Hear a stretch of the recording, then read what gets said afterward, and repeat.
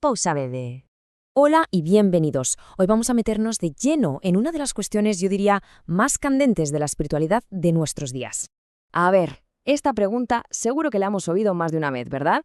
Se nos dice que madurar espiritualmente significa, dejar atrás a ese Dios con el que se puede hablar para llegar a una realidad impersonal, a una conciencia sin rostro. Pero claro, la pregunta del millón es, ¿esto es de verdad profundizar en la fe cristiana o nos estamos yendo a otro sitio? Pues venga, vamos a indagar en ello. O sea que lo que se nos está proponiendo es que la idea de un Dios personal es como las rueditas de la bicicleta.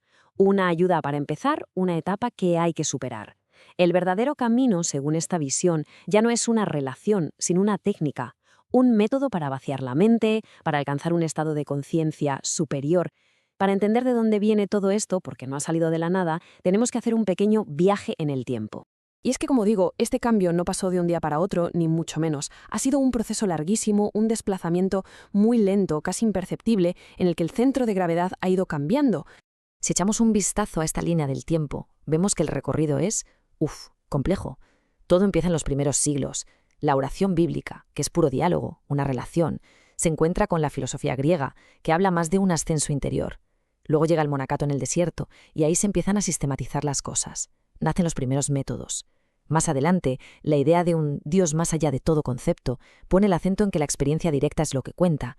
Y ya saltando a tiempos más modernos, después de la reacción a una corriente llamada quietismo y de ese gran interés por Oriente en el siglo XIX, llegamos al siglo XX, que es como una coctelera que lo mezcla todo. Y de ahí surgen prácticas como la oración centrante, que básicamente formalizan una técnica que para mucha gente hoy se ha convertido casi en el centro de su fe. Y con esto llegamos al meollo de la cuestión, al núcleo teológico. Porque esto no va solo de qué método usamos para rezar, va del destino final. O sea, ¿a qué aspira la vida espiritual? ¿A la comunión o a la fusión? Y ojo, porque no son para nada lo mismo. Fijaos qué claro se ve aquí. La comunión es, en esencia, un acto de amor. Y para que haya amor, tiene que haber dos. Necesita un tú y un yo. Necesita la diferencia, lo que llamamos alteridad. En cambio, la fusión es otra cosa. Busca la identidad total, que las fronteras desaparezcan, que la diferencia se borre. En resumen, una, la comunión, preserva a la persona. La otra, la fusión, la disuelve en una especie de todo impersonal. Claro, esta diferencia viene de dos maneras totalmente distintas de ver la realidad.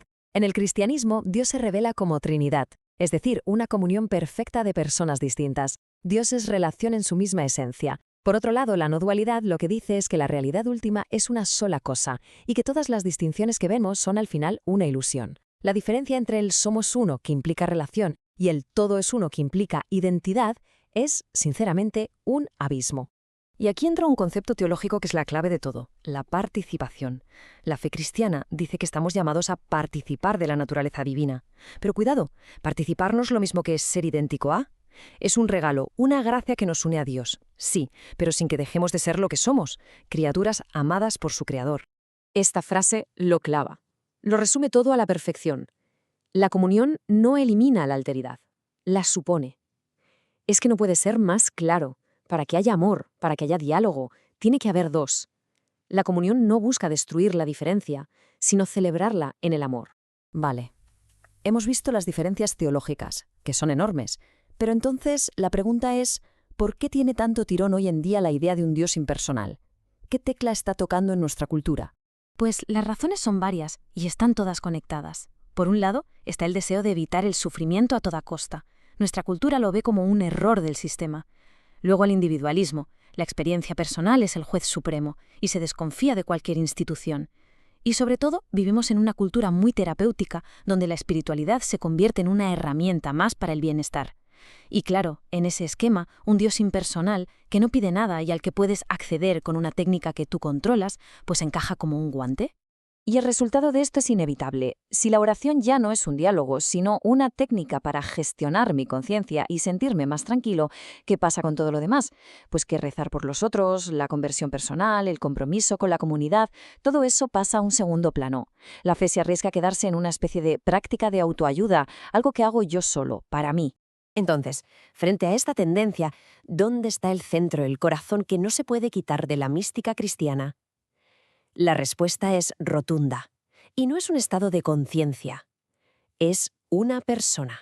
Y que quede claro, el silencio es importantísimo, es fundamental, pero en la tradición cristiana, el silencio nunca es el objetivo final.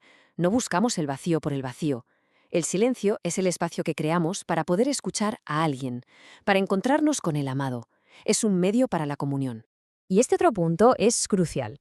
La cruz no es una metáfora psicológica, no es solo un símbolo de matar el ego o de superar el sufrimiento. Es un acontecimiento real, histórico, donde el amor de Dios se entrega hasta las últimas consecuencias para salvarnos. Si la reducimos a una simple metáfora, le quitamos toda su fuerza, toda su realidad. Porque al final, el centro de todo, lo que no se puede negociar ni cambiar, es Cristo vivo y resucitado. La meta de la vida cristiana no es disolverse en una conciencia cósmica, ni alcanzar un estado zen permanente.